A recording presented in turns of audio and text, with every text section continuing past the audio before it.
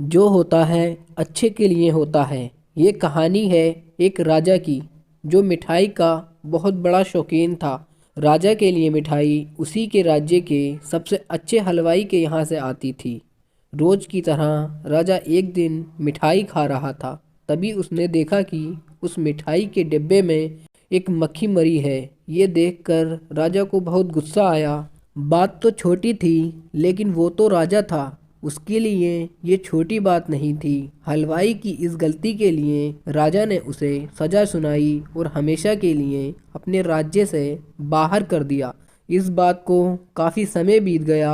एक दिन राजा अपने कुछ सैनिकों के साथ शिकार के लिए गया। जंगल में थोड़ा अंदर जाते ही उन पर लुटेरों ने हमला कर दिया।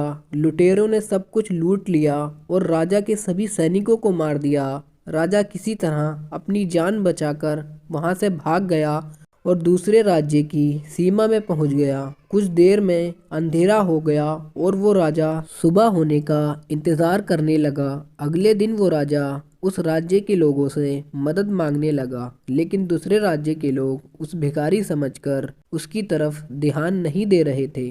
वो राजा भूखा प्यासा एक जगह पर ही पड़ा रहा। थोड़ी देर बाद एक व्यक्ति उस राजा के पास आया और बोला, महाराज, आप यहाँ इस हालत में कैसे? राजा बोला, कौन हो तुम और मुझे कैसे जानते हो? उस व्यक्ति ने कहा, महाराज, मैं वही हलवाई हूँ जो अक्सर आपके महल में मिठाइयाँ भेजा करता था। राजा ने उसे सारी बात बताई। उस हलवाई ने राजा की मदद करी और उसे वापस अपने राज्य भेजने का सारा इंतज़ाम कर दिया। वापसी के वक्त राजा ने उस हलवाई को वापस अपने राज्य में आने के लिए कहा, लेकिन हलवाई बोला, महाराज, इस राज्य में मेरा बहुत नाम है। मेरी बनाई मिठाइयाँ इस पूरे राज्य में फेमस हैं। यहाँ आकर मैं काफ़ी अमीर भी हो गया हूँ। अगर आप उस दिन मेरी गलती की वजह से मुझे राज्य से नहीं निकालते तो शायद मुझे ये सब नहीं मिल पाता और ना ही मैं कभी आपकी मदद कर पाता। आप ऐसे ही भूखे प्यासे मर जाते।